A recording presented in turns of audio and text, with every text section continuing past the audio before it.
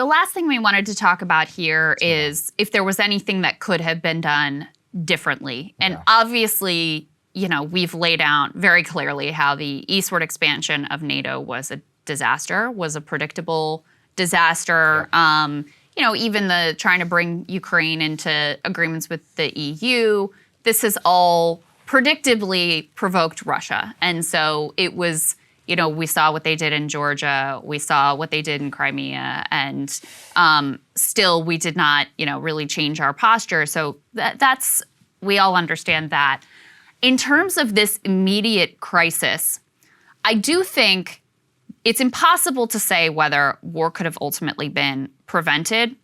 I think Zelensky did everything he possibly could. I really commend him. Yeah, he really did. I mean, he was trying to calm his own population. He was trying to be level-headed, flying around doing diplomacy, and even saying, hey, listen, if NATO's the problem, we can talk about NATO. Even Perhaps it's a dream is what he said. Perhaps it's a dream. Floating, hey, we could do a referendum that puts NATO off the table because it's written into their constitution. I think they would have to do something like a referendum to totally put it off the table.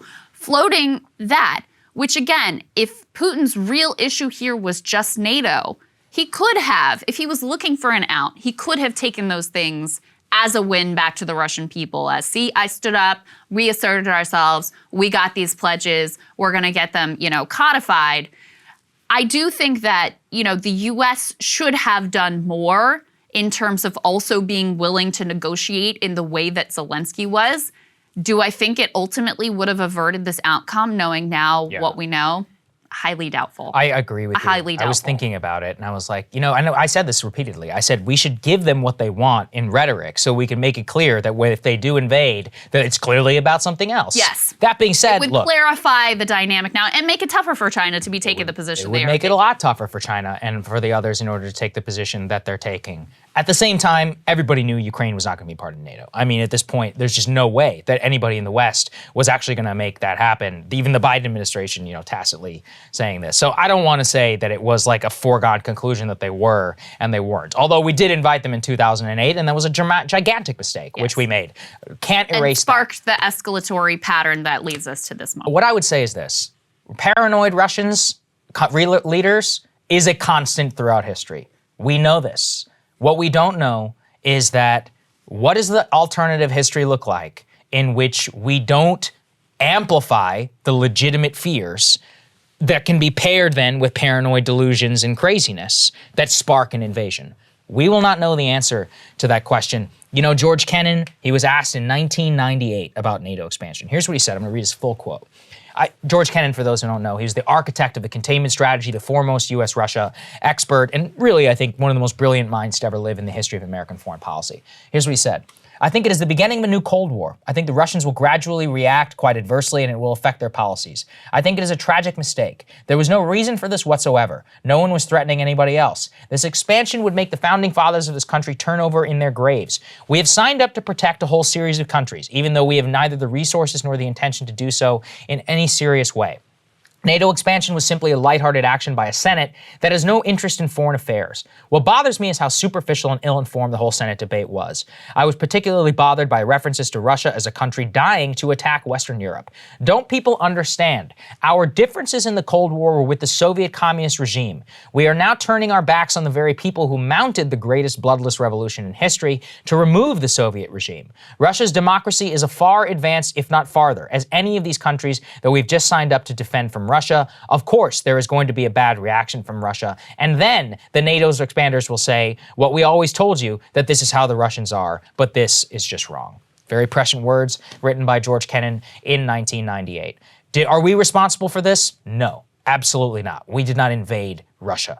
Did we create the conditions that allowed a Vladimir Putin, who had the ideology to re-expand the Russian Empire, to then have a domestic agenda and have enough of a good point in order to sell it to the public? Yeah, I think we played a role in that. Yeah. And we are going to pay the consequences now of that for many years to come. It's something I've been read a lot about the Munich, obviously. And one of the interesting things that was happening about the Munich debate at the time is the immense difficulty that the West had in separating the legitimate point complaint that Germany had whenever it came to the horrific treatment of Germany under the Treaty of Versailles, and then the actual expansion madness of the Nazi regime. And separating that is really hard. That's part of the reason why the Munich Agreement came in the first place, because the domestic populations of the West said, you know what, it's true. We kind of screwed them. I get where they're coming from. We took away their arms. We took away their ability to have a proud nation. We plunged them into depression. We make them pay us once a month. I get why this could happen.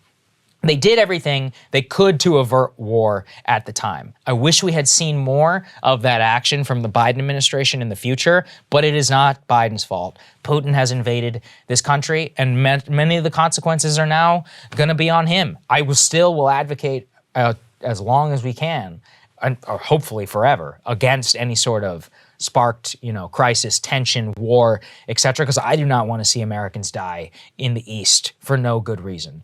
But I read these words of Kennan. I think that the hubris of America's foreign policy comes back to bite us, but also the paranoid delusions of the Russian state, who very much overestimate their abilities in order to weather this crisis. And actually, that's what scares me most, which is that when the consequences become really clear for the Russians and for Putin, and in this current mindset, what's the next step look like? That's the big question. Yeah. And then what?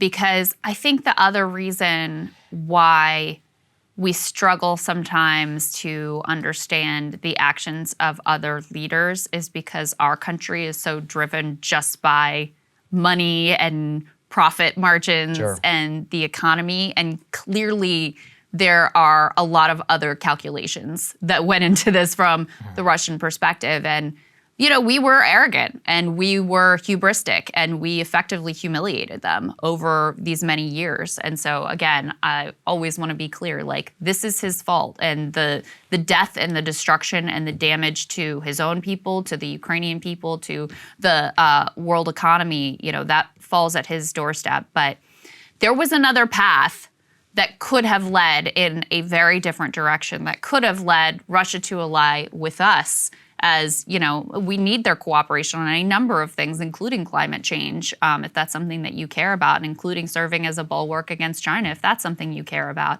And now we have a very different world order that we're facing down that is, there's going to be a lot of pain for the Russians, but this is extraordinarily bad. Yeah, that's right. Hey guys, thanks so much for watching. That's right. Just as a reminder, you can become a premium subscriber today. Watch the full show completely uncut, our reactions to each other's monologues. You get to listen to it. You get to ask us questions, all that good stuff. Link is right there in the description or at breakingpoints.com. Best of all, great way to say screw you to the mainstream media.